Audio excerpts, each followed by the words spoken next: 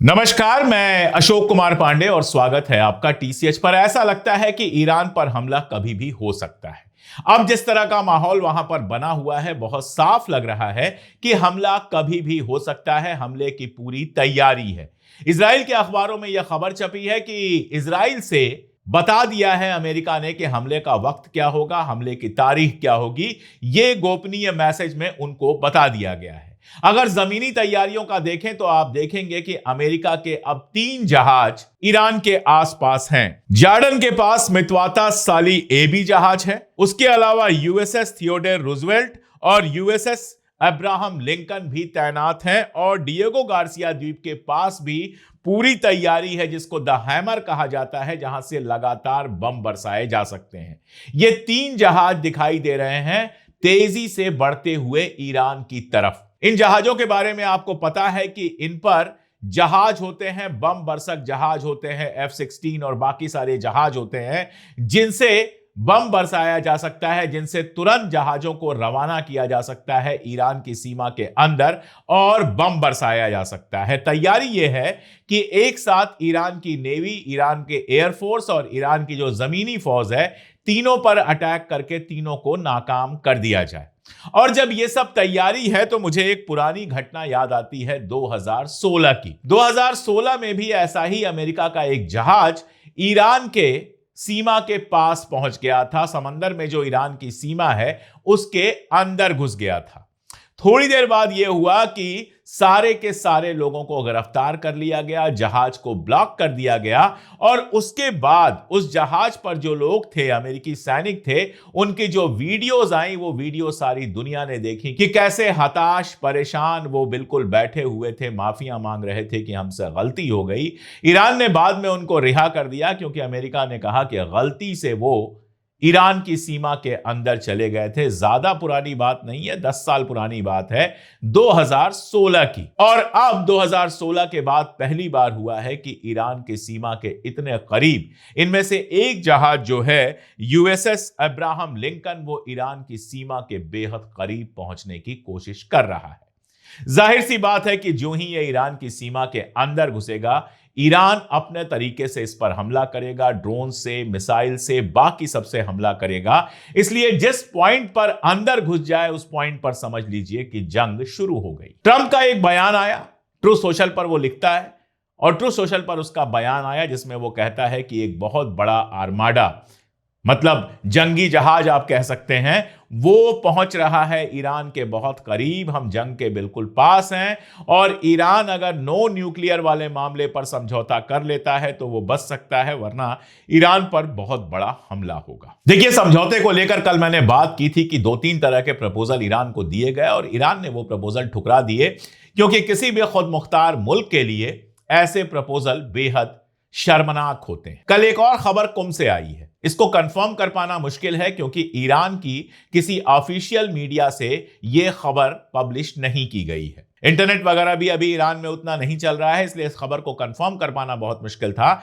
लेकिन फिर भी यह खबर आ रही है कि आयतुल्लाह खामनेई कल कुम गए थे और कुम जाने के बाद जमकरान मस्जिद और फातिमा मासूमेह के मकबरे का दौरा किया था। अब वैसे तो आप कह सकते हैं कि इसमें कौन सी बड़ी बात है, धार्मिक नेता हैं, धार्मिक जगहों पर गए थे। लेकिन ईरान का इतिहास यह बताता है कि ऐसी जगहों का दौरा खामनेई तभी करते हैं जब कोई बड़ा कदम उठाने वाला होता है ईरान। मैं आपको याद दिला दूं, अप्रैल 2024 में जब ऑपरेशन ट्रू प्रॉमिस किया गया था, इजराइल के ऊपर मिसाइलों की बारिश हुई थी, उसके पहले भी खामनेई गए थे मशहद और वहां पर इमाम रजा का जो मकबरा है वहां पर गए थे और उसके तुरंत बाद ईरान ने मिसाइलों की बरसात कर दी थी इजराइल के ऊपर। लेकिन उस समय हालात इतने नहीं बिगड़े थे, जंग जैसे हालात नहीं बने थे। अब यह खबर कितनी सच है कितनी गलत ये हम नहीं जानते, लेकिन अगर यह खबर सच है तो इसका मतलब यह है कि ईरान पूरी तरह से तैयार है जंग के लिए और ईरान के पास यह इंटेल है कि उसके ऊपर कभी भी हमला हो सकता है। जुबानी जंग तो लगातार जारी है। जब ट्रंप ने यह बयान किया तो अरगाची ने भी एक बयान लिखा, ट्विटर पर लिखा और उसमें यही लिखा कि ईरान की जो आर्मी है वो पूरी तरह से तैयार है। अगर हमारे ऊपर हमला होगा और जो एक प्लान बन रहा है कि खामनेई को रास्ते से हटा दिया जाए, खामनेई के ऊपर सीधा निशाना बनाकर खामनेई को मार दिया जाए। अगर खामनेई के ऊपर कोई हमला होता है, खामनेई को कोई नुकसान होता है, तो हम इसको जंग का आगाज समझेंगे और इसके बाद जंग बहुत तेजी के साथ बढ़ जाएगी और हम हमला करेंगे। ईरान के ही एक और इंपॉर्टेंट लीडर शामखानी के बयान तो इजराइल के अखबार में छपे हैं, इजराइल के कई अखबारों में छपे हैं और यह बयान कहता है कि अगर हमारे ऊपर हमला हुआ तो हम तेल अवीव के सीने पर हमला करेंगे, इन द हार्ट ऑफ तेल अवीव, यानी तेल अवीव को सीधा निशाना बनाएंगे, सीधे तेल अवीव की इमारतों पर, उनकी जो आर्मी की इमारतें हैं, मोसाद की इमारतें हैं, बाकी इमारतें हैं, उन पर सीधा हम हमला करेंगे। अमेरिका एक भी हमला करेगा तो उसको हम ये मान के चलेंगे कि इजराइल का भी हमला है और हम सीधे इजराइल के ऊपर हमला करेंगे। दरअसल जंग इतनी टली क्यों है? जंग की तैयारी तो हो चुकी थी, 15 दिन पहले ही यह जंग शुरू हो जानी चाहिए थी। पूरी प्लानिंग CIA और मोसाद की यही थी कि एक तरफ गड़बड़ियां फैलाएंगे और दूसरी तरफ अमेरिका और इजराइल हमला कर देंगे। और अब यह बात तो बहुत क्लियर हो चुकी है कि CIA और मोसाद ने सारी गड़बड़ी फैलाई थी, लेकिन इनकी प्लानिंग क्या थी? इनकी प्लानिंग यह थी कि CIA और मोसाद जब ईरान के अंदर तमाशा करेंगे तो वो इतना फैल जाएगा कि रेजीम उसको संभाल नहीं पाएगी, और जब रेजीम संभाल नहीं पाएगी तो एक तरफ वो अंदरूनी परेशानियों से जूझने में लगी रहेगी, दूसरी तरफ बाहर से हमला करके उसको और कमजोर कर दिया जाएगा, पूरी तरह से हरा दिया जाएगा, बर्बाद कर दिया जाएगा। यह प्लानिंग अनसक्सेसफुल तब हो गई, यह प्लानिंग नाकामयाब तब हो गई जब जो भी तमाशा वहां पे शुरू किया गया था उसको 2-3 दिन के अंदर ईरान की सत्ता ने संभाल लिया, सड़कें नॉर्मल हो गई और जो प्रदर्शनकारी थे जिनको रजा पहलवी लगातार भड़का रहा था वो प्रदर्शनकारी गायब हो गए। उनको यह एहसास हो गया कि हमारे बीच में CIA और मोसाद के लोग आ गए हैं जो असल में सत्ता पलटना चाहते हैं, रेजीम चेंज करना चाहते हैं। आज भी आप देखिए इजराइल के अखबारों में क्या छपा है, यही छपा है कि ट्रंप उन नए तरीकों के बारे में सोच रहा है जिससे रेजीम चेंज की जा सकती है। तो असल जो उद्देश्य है वो सिर्फ और सिर्फ खामनेई को सत्ता से हटाना और वहां पर अपना पिट्ठू बिठाना है। अब उस समय समझ में आ गया कि अंदरूनी जो बवाल था वो तो संभाल में आ गया।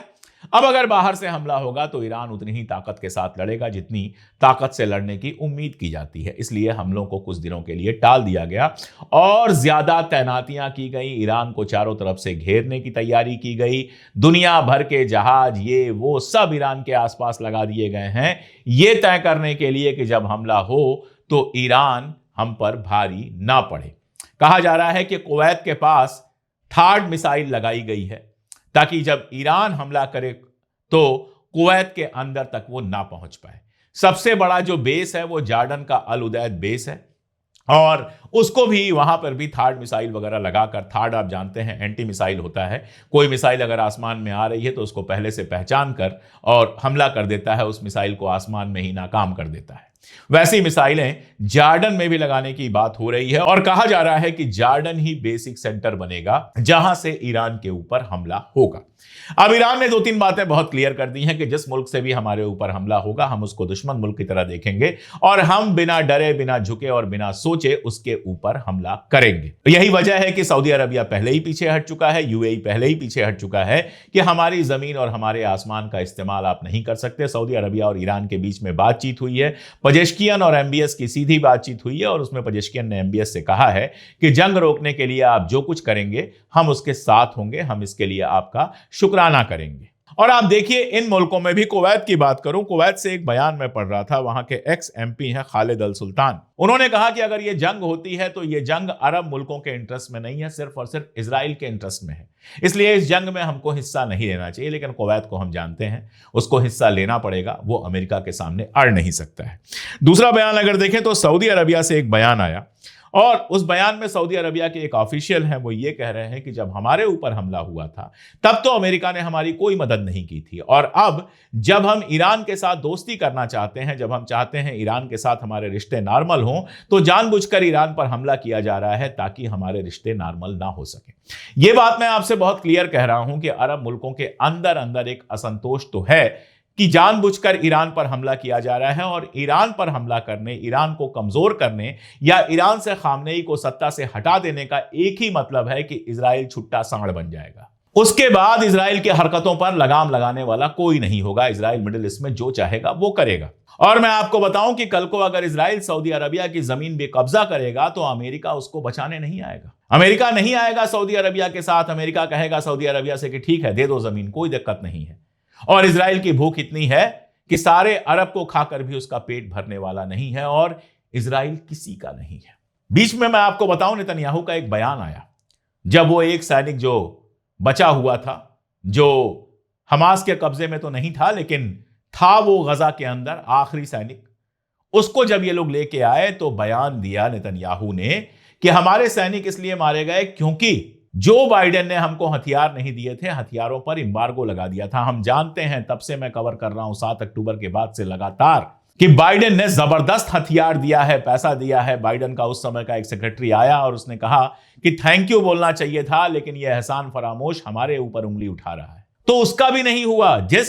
आज अगर आप देखेंगे, जेरूसलम पोस्ट का जो संपादकीय छपा है, एडिटोरियल छपा है, वो भी इसी बात को कह रहा है कि बाइडेन ने तो हमारी हर तरह से मदद की थी, ये बाइडेन का नहीं हुआ। और जब बाइडेन सत्ता में था तब ये गया था अमेरिका, ट्रंप इससे मिलने के लिए बेकरार था, ये ट्रंप से मिलने तक नहीं गया। और अब जब बाइडेन सत्ता से हट गया है तो ये बाइडेन के बारे में उल्टा सीधा बोल रहा है। तो इजराइल किसी का नहीं है। लेकिन अमेरिका की पता नहीं क्या मजबूरी है, या फिर इजराइल की लॉबी इतनी मजबूत है कि वो इजराइल के इशारे पर कुछ भी करने को तैयार है। ये जिस जंग की तैयारी भी चल रही है वो इजराइल के इशारे पर ही है। और मिडिल ईस्टर्न कंट्रीज सारी जानती हैं कि एक बार ईरान बाहर गया, एक बार ईरान का हाल सीरिया जैसा हुआ, एक बार ईरान से खामनेई की सत्ता गई और किसी और को बिठा दिया गया, इसका मतलब यह होगा कि इजराइल को कंट्रोल करने वाला कोई नहीं होगा। इजराइल मिडिल ईस्ट में अपनी पूरी मनमानी करेगा। और ईरान में आगे क्या होगा किसी को नहीं पता है। मार्क रूबियो कल बैठा हुआ था, उससे पूछा गया तो उसने कहा कि अभी हम नहीं कह सकते हैं कि खामनेई को हटाकर हम किसको सत्ता में बिठाएंगे। तो रजा पहलवी जो रोज नए नए वीडियो बना के जारी करता है, रजा पहलवी जो ख्वाब देख रहा है कि ईरान की गद्दी पर बैठ जाएंगे, पहले ट्रंप ने उससे मिलने से इंकार कर दिया और अब रूबियो कह रहा है कि हमें पता ही नहीं है कि गद्दी पर कौन बैठेगा। कोई जरूरी नहीं है कि रजा पहलवी बैठे, हो सकता है कि जोलानी की तरह किसी एक्स ISIS को ईरान की गद्दी पर बिठा दिया जाए। और जो बेसिक प्लान है मैं आपको बता ही चुका हूं कि ईरान को कई हिस्सों में बांट दिया जाए, केवल पर्शिया एक छोटा सा हिस्सा छोड़ा जाए जिसके पास ना गैस हो, ना तेल हो, ना नेचुरल रिसोर्सेज हो। बाकी सारे जो नेचुरल रिसोर्सेज वाले इलाके हैं, तेल वाले इलाके हैं, उन पर अमेरिका और इजराइल का इनडायरेक्ट या डायरेक्ट कब्जा हो जाए। इसलिए इराक तक में उसको ईरान समर्थक नेता मंजूर नहीं है। कल मैंने बहुत डिटेल में बात की थी। तो पूरे अरब में एक असंतोष तो है, सामने बोलने की हिम्मत भले ना हो, लेकिन अंदर अंदर असंतोष है। और मैं एक बात आपको बताऊं कि अगर ईरान वार होता है तो मिडिल ईस्ट वही नहीं रह जाएगा जो आज है। बहुत जगह बहुत कुछ बदलाव आप देखेंगे और जो कुछ होगा वो दुनिया देखेगी। पहली बात तो यह कि ईरान को हफ्ते भर में हराने का ख्वाब इतना आसान काम नहीं है। मैं ये नहीं कह रहा हूं कि अमेरिका की आर्मी कुछ कर ही नहीं पाएगी। जाहिर तौर पर दुनिया की सबसे मजबूत आर्मी है, सबसे ज्यादा और सबसे नए हथियार हैं, तो अपनी तरफ से वो सब कुछ करेंगे। लेकिन ईरान पिछले 20 बरस से इस दिन के लिए तैयार हो रहा है। ईरान ने अपनी तरफ से कभी कोई जंग नहीं छेड़ी, लेकिन अपने हथियार, अपने मिसाइल, अपने ड्रोन वो लगातार तैयार कर रहा है, क्योंकि उसको मालूम था हमेशा से कि कभी ना कभी इजराइल और अमेरिका मिलकर हमला करेंगे। इसलिए दुनिया में किसी को नहीं पता है कि ईरान की तैयारी में क्या क्या है। जब वो बंद मुट्ठी खुलेगी तब उसमें से निकलेंगे मिसाइल्स, निकलेंगे ड्रोन्स, निकलेंगे और वो हथियार निकलेंगे जो चाइना और रशिया ने स्पेशली दिए हैं। और उसके बाद जो तबाही का मंजर होगा वो सारी दुनिया देखेगी। तो पहले तो ये जंग ही इतनी आसान नहीं होगी। अफगानिस्तान में कल UN में बैठकर ईरान का जो डेलीगेशन है उसने कहा कि आप अफगानिस्तान में लड़े, इराक में लड़े, $60 ट्रिलियन से ज्यादा की रकम बर्बाद कर दी, 7,000 से ज्यादा अमेरिकन सैनिक मारे गए, मिला क्या? ईरान में इससे भी ज्यादा लोग मारे जाएंगे और इससे भी ज्यादा पैसे खर्च होंगे। जो पहले से अमेरिका बैंकरप्सी की तरफ बढ़ रहा है वो और तेजी के साथ बढ़ेगा, इतना तो बिल्कुल कहा जा सकता है। इसीलिए सब कोशिश कर रहे हैं कि कैसे भी जंग रुके। टर्की का एक बयान आया है, वहां जाने वाले हैं अरगाची, उसका बयान आया है कि अरगाची जब हमारे पास आएंगे तो जंग को रोकने का तरीके पर हम बात करेंगे और जंग रोकने की कोशिश करेंगे। सऊदी का मैंने आपको बताया ही है, बाकी मुल्कों का मैंने आपको बताया ही है। इसलिए कोशिश तो सब करेंगे और ईरान पूरी तरह से तैयार है। कल उसने एक वीडियो जारी किया और उस वीडियो में AI से बना हुआ वीडियो था। जो आर्माडा है इनका, जो USS अब्राहम लिंकन है, उसकी तस्वीर दिखाई और उसमें दिखाया ताबूतों की लाइन लगी हुई है। यानी कहा यह कि जो लोग भर के इसमें आ रहे हैं वो आएंगे तो जिंदा, लेकिन लौट कर जाएंगे ताबूतों में। तो ईरान भी अपनी तरह से तैयार है। ईरान के पास भी हथियारों की कोई कमी नहीं है। जंग होगी तो फिर दोनों तरफ से जबरदस्त हथियार चलेंगे और पूरा अरब इलाका इस जंग की आग में जलेगा। मैं आपको मस्क का एक पुराना ट्वीट दिखाता हूं, अब तो वो बदल गया है, इजराइल की भाषा बोलता है। यह ट्वीट उसने किया था जिसमें ईरान के चारों तरफ अमेरिका के बेसिस थे और वो कह रहा था कि ईरान हमसे जंग चाहता है। तो अमेरिका तो लंबे दौर से तैयारी कर रहा था इस जंग की, और इसीलिए मैं बार बार कह रहा हूं कि ईरान को लंबे दौर से यह पता था कि यह जंग आज नहीं तो कल होनी है, इसलिए ईरान तैयार था। लेकिन इसी बीच में एक और खबर आई है जो सीधे इस जंग से तो ताल्लुक नहीं रखती है, लेकिन बड़ी इंटरेस्टिंग खबर है, हमारे एक दोस्त ने दी है। आप जानते हैं इजराइल में अस्कलान नाम की एक जगह है जहां हुसैन इब्न अली शहीद हुए थे और उनका मकबरा हुआ करता था, उनकी कब्र हुआ करती थी, जिसको मशहद नबी हुसैन कहते थे। 1950 में 1950 में इसको तुड़वा दिया गया। अब ये एक अजीबो गरीब खबर आई है कि एक शिया मुसलमान जो इजराइल में रहते हैं वो उस कब्र पे जिसको तुड़वा दिया गया है वहां पर कोई प्रोग्राम कर रहे हैं जिसमें हिंदुस्तान से भी बहुत सारे शिया मुसलमान जा रहे हैं। अब यह खबर मैंने देखी तो मुझे थोड़ा आश्चर्य हुआ। पहला आश्चर्य तो यह हुआ कि इजराइल ने इस तरह के किसी जलसे की इजाजत कैसे दे दी। एक ऐसा मकबरा, एक ऐसी कब्र जिसको वो तोड़ चुका है, जिसको वो नेस्तनाबूद कर चुका है, जमींदोज कर चुका है, वहां पर कोई जलसा मनाने की इजाजत इजराइल ने कैसे दे दी? क्योंकि जहां तक मुझे पता है इजराइल के अंदर या फिर फलस्तीन के अंदर भी शिया मुसलमानों की कोई बहुत बड़ी संख्या है नहीं, तो वहां कोई प्रेशर ग्रुप तो ऐसा नहीं हो सकता है जो अपने दम पर इस तरह का कोई जलसा करा रहा हो। इसलिए एक शक तो होता है कि क्या इजराइल के सपोर्ट से यह जलसा हो रहा है। मुझे नहीं पता, मैं नहीं जानता कि इजराइल के सपोर्ट से जलसा हो रहा है या किस तरह से हो रहा है। लेकिन ऐसे वक्त में जब इजराइल और अमेरिका ईरान के ऊपर अटैक की प्लानिंग कर रहे हैं, इजराइल के अस्कलान में शिया मुसलमानों का एक जलसा तय पाया जाना और उसमें लोगों को बुलाना और इजराइल का लोगों की आने की इजाजत देना और जलसे के होने की इजाजत देना, यह अपने आप में सवाल खड़ा कर रहा है। और इजराइल जिस तरह से बांटो और राज करो की राजनीति करता है, इजराइल जिस तरह से फॉल्ट लाइंस ढूंढता है, जाहिर तौर पर शक पैदा करता है कि क्या यह कोई नया खेल हो रहा है। खामनेई ने कल एक वीडियो जारी किया जिसका शीर्षक है, जिसका उन्वान है गॉड इज एनफ, ईश्वर ही काफी है, अल्लाह ही काफी है। उनमें कुछ पुराने वीडियोस हैं, उनके कुछ और चीजें हैं, और कुल मिला जुला के इस वीडियो में कहा गया है कि डरने और घबराने की जरूरत नहीं है, अगर हमला होगा तो हम उसका पूरे दम से मुकाबला करेंगे। अब ट्रंप की धमकी कितनी धमकी है या फिर बातचीत की उम्मीदें खुली हुई हैं, क्योंकि एक खबर यह आई है कि इजराइल के पार्लियामेंट के जो स्पीकर हैं उन्होंने ये बात कही है कि अभी भी हम टॉक्स के लिए, बातचीत के लिए खुले हुए हैं, जबकि अरगाची कई बार कह चुके हैं कि एक तरफ धमकी और एक तरफ बातचीत नहीं हो सकती है।